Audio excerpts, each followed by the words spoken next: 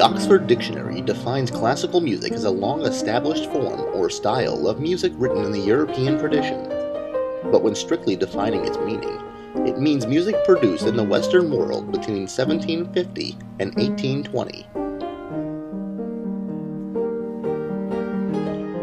There are so many different forms of classical music that it is hard to define something that is represented in all types.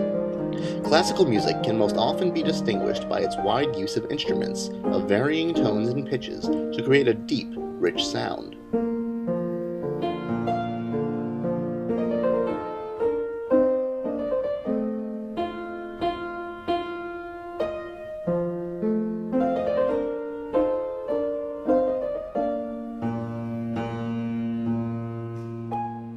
It may also refer to the native and folk music of any country.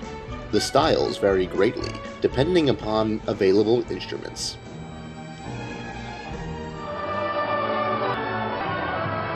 This is what makes it vastly different from what most would consider classical music of the Western world.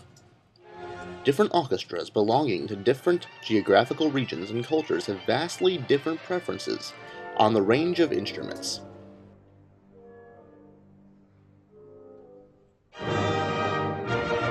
The Chinese orchestras have the most diversified tone qualities and frequency ranges.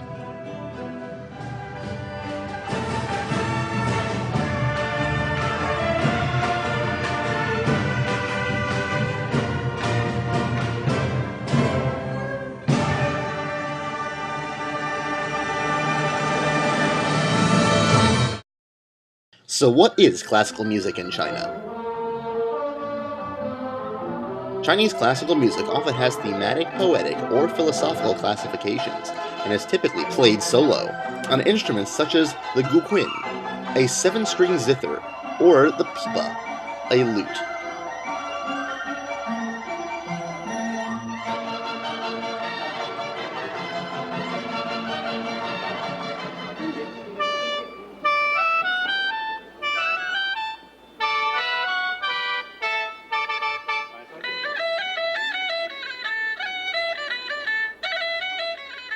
When asked to describe Chinese classical music, Lu Fang, a pipa soloist, said in an interview, "One phrase in Chinese classical music is not simply a string of notes, but each note has its own life and meaning."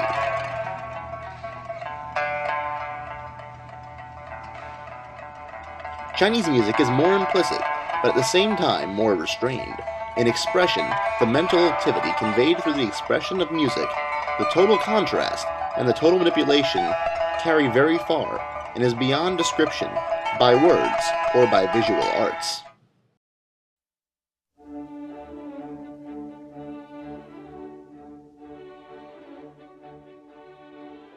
Even though there is a stark contrast of the classical music in China and in the Western world, somehow, Western classical music has made it into China. The New Culture movement of the 1910s and 20s evoked a great deal of lasting interest in Western music.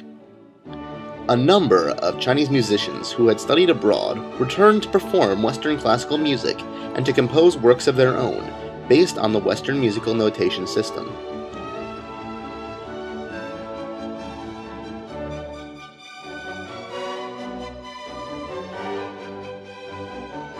Symphony orchestras flourished throughout the country, performing Western classical music in compositions by Chinese composers. Conservatories and other institutions of musical instruction were developed and expanded in the major cities.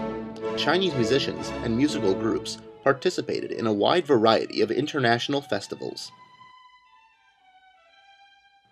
European classical music had had deep roots in China for centuries. It mainly flourished in the early 20th century. It even enjoyed strong support by communist leaders, up until the Cultural Revolution.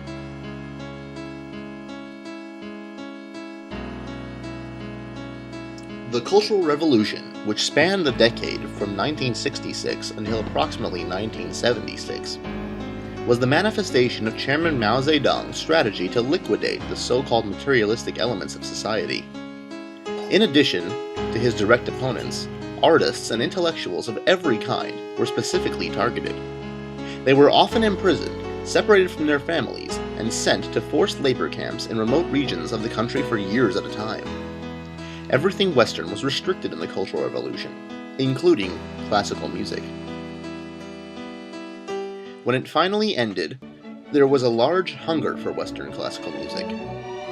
Acclaimed violinist and Juilliard faculty member Chao Lin explained, "The Cultural Revolution served to rekindle an almost frantic curiosity from Chinese musicians. This ruthless oppression only made them want to do more. They were so ready to accept anything classical that when the conservatory gates reopened, they felt so fortunate that whatever the West considered good, they accepted without any reservation." When China's reform and opening policy took hold in the late 1970s, Western music started making a significant comeback. Chinese musicians began flowing to the United States. It's worth a note that classical music isn't a new thing in China. The Shanghai Symphony Orchestra was founded in 1879, making it older than any major American orchestra, except for the New York Philharmonic. With the same energy, drive, and sheer population weight that has made it into an economic power, China has become a considerable force in Western classical music. China dominates world production of the three most important classical instruments: pianos, violins, and guitars. The Communist Party, which once tried to wipe out classical music, now deems it an essential component of the advanced culture it vows to create to make the country a true great power. Classical music industry in China has become so big that some even say it is taking over.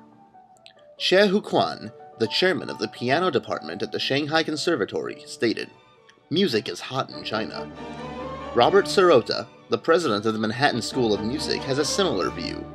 He says that he honestly thinks that in some real sense, the future of classical music depends on developments in China in the next 20 years.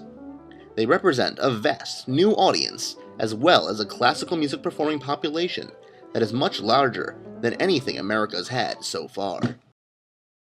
What has happened to the Western world? Where have they gone in terms of classical music? Classical music once used to be the top form of music in the Western world. Lately, we seem to hear less and less of it. More of classical music is coming from the east side of the globe. In America, fewer and fewer classical records are being made. 20 years ago, the giant corporations that dominated the classical recording industry were turning out around 700 new releases every year. Today, only 2 are still in business.